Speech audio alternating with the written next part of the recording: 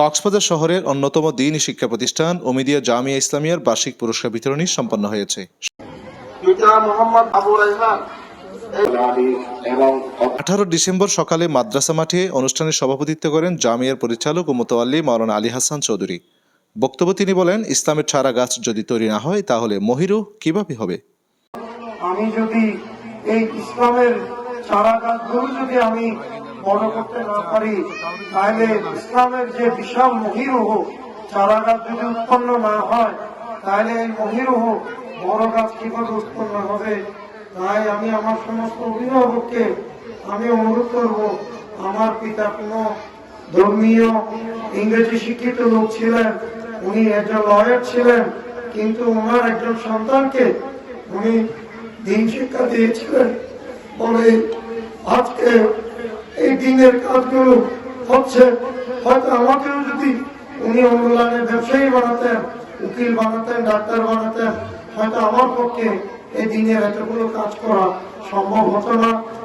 মাদ্রাসা শিক্ষা পরিচালক মাওলানা কারি আতাউল্লাহ গনির সঞ্চালনায় অনুষ্ঠানে বিশেষ অতিথির বক্তব্য রাখেন কক্সবাজার পৌরসভার 3 নং ওয়ার্ডের সাবেক কাউন্সিলর আমিনুল ইসলাম মুকুল, সমাজসেবক আলহাজ ডাক্তার মোহাম্মদ আমিন, অ্যাডভোকেট জহিরুল ইসলাম, মুফতি হাবিবুল ওয়াহেদ।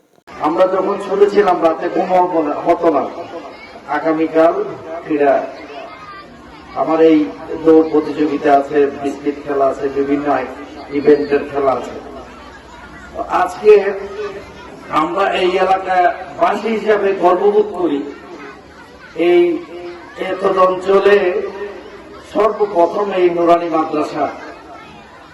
এবং আমি এইবার পরীক্ষা কেন্দ্রে যেদিন আমার ছেলেও এখানে পড়ে, আল্লাহর দরবারে অত্যন্ত শুকরিয়ার বিষয়, বিশেষ করে এই প্রতিষ্ঠানের শুরু হওয়া পর্যন্ত যেভাবে পরিশ্রম করে যাচ্ছে আপনাদের সবার পরিচিত মুখ এবং সমাজসেবক এবং অত্তর জামিয়া ইসলামিয়ার মুতাওয়াল্লি ও প্রধান পরিচালক আল্লামা আলী হাসান চৌধুরী সাহেব।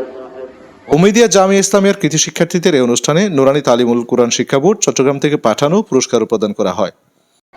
যে পুরস্কারগুলা সরাসরি নুরানি তালিমুল কুরআন বোর্ড চট্টগ্রাম বাংলাদেশের পক্ষ থেকে আমাদের কাছে প্রেরণ করা হয়েছে। অনুষ্ঠানে শিক্ষক, শিক্ষার্থী, অভিভাবকদের পাশাপাশি এলাকার মান্যগণ্য ব্যক্তিগণ উপস্থিত ছিলেন। দোয়া ও মোনাজাতের মাধ্যমে বার্ষিক পুরস্কার বিতরণী অনুষ্ঠান সম্পন্ন হয়।